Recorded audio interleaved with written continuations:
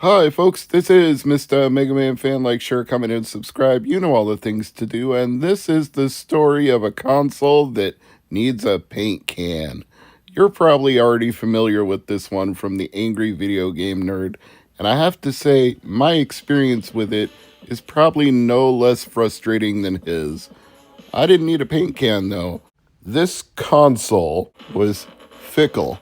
And I do mean it worked when it wanted to, only when it wanted to, and if you even so much as breathe on the cord, the console would die.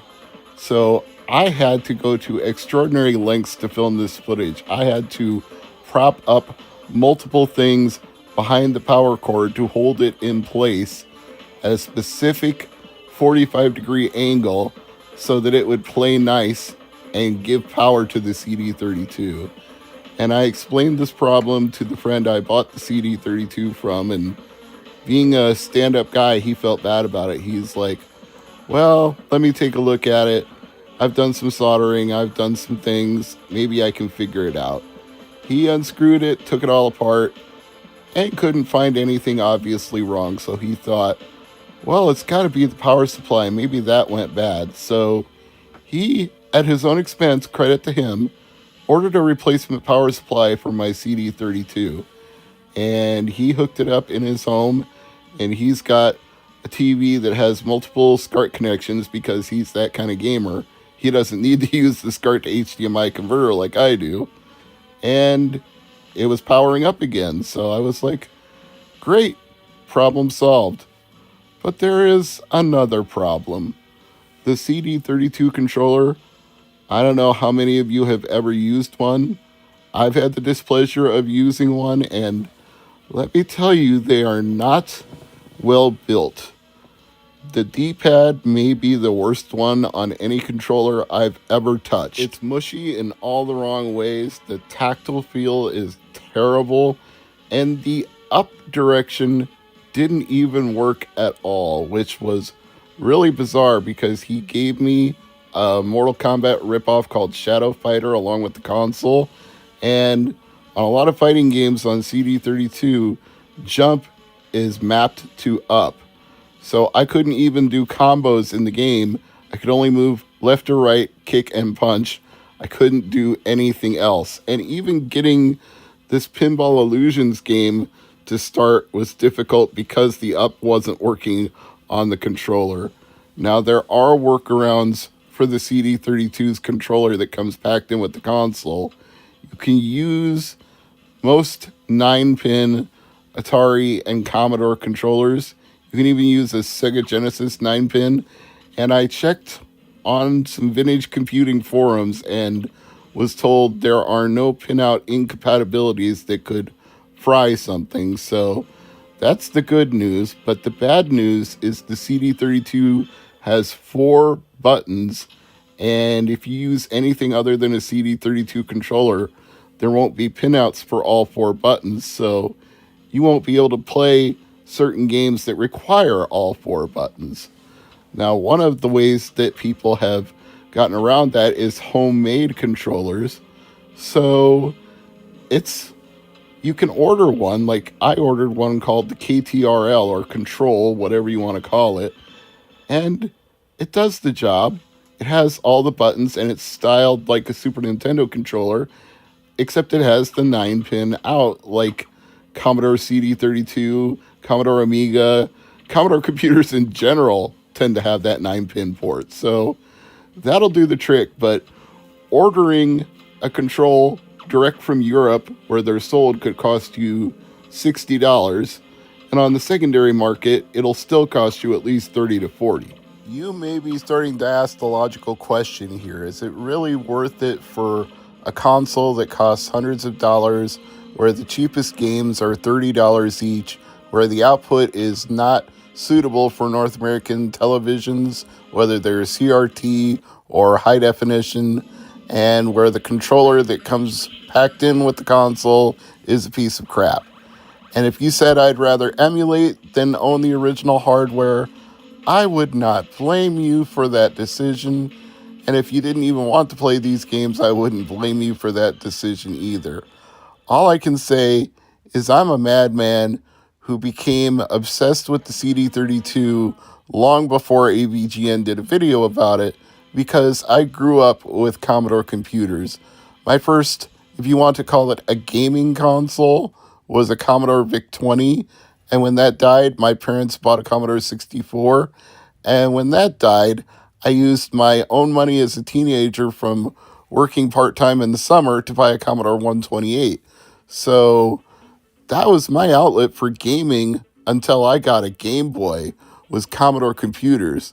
So I always wanted a CD32 regardless of the video game nerd, but his video about it was so hilarious that it actually kind of made me want it more despite all the obvious flaws.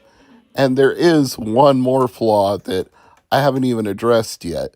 So I got a replacement controller. My friend who sold me the console got a replacement power supply, and that should have been the end of the issues, but it wasn't. When I took the console home from his house and plugged it in, this is what the picture looked like.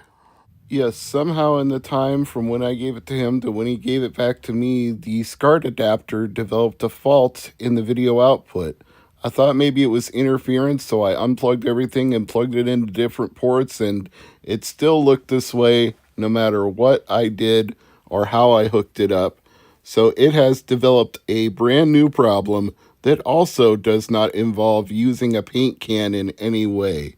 This console is a never-ending source of frustration, and if I didn't love Commodore so much, I wouldn't bother. So, once again, credit to my friend who is the one who sold me this CD32.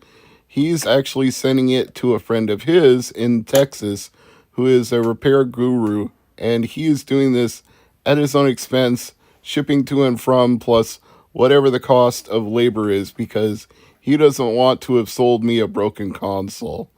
Well, it wasn't broken.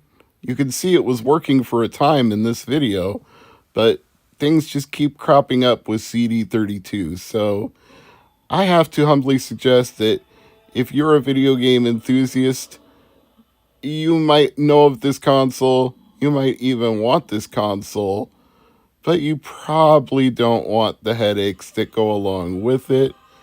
And that's one of the reasons actually that I invested in the retro remake Superstation 1 that's an FPGA console, because I would like a console with an FPGA core for CD32, and if one doesn't already exist for Mr. Pi and the various iterations of that, maybe by the time it's shipped, there will be a CD32 core. But somehow I have the feeling there already is one, and I just don't know about it yet. So I went ahead and placed an order once Taki Udon's company put them up for sale. And in the meantime, I'm going to see if we can get this CD32 into working shape. But as you'll notice from this footage of Shadow Fighter, I was not able to jump. I could only move left or right because I didn't even have my replacement controller yet. So this is not very good combat footage at all. Well, it's not really a very good combat game, period. The cover of this game said, if you like Mortal Kombat, you'll love Shadow Fighter. And I think that was a blatant exaggeration. And trying to select anything in these menus was just about impossible because you can't scroll up to a different menu option with the controller I had, so you could only scroll down. I got into this demo mode, and the lack of a jump was so bad that this demo fighter was kicking my butt. Oh man. CD32 is a lot of headaches, but I'm still going to keep trying. I'm not giving up on this yet. Since my friend is willing to get it repaired at his own expense, which he didn't have to do, I'm going to see if I can get it back and get a working console out of this. And if I do, I'll have a follow-up video, and maybe I'll even have another CD32 game I can play by then.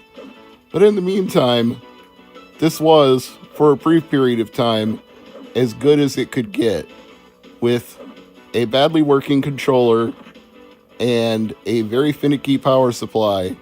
This was the best footage I could get before things went to shit even more than they already had. CD32 is a fun novelty, but I don't recommend it for a casual retro gamer because you're going to have to jump through a lot of hurdles to get this to even be somewhat playable for you. I'm Mr. MegaManFan, and as always, thank you for watching.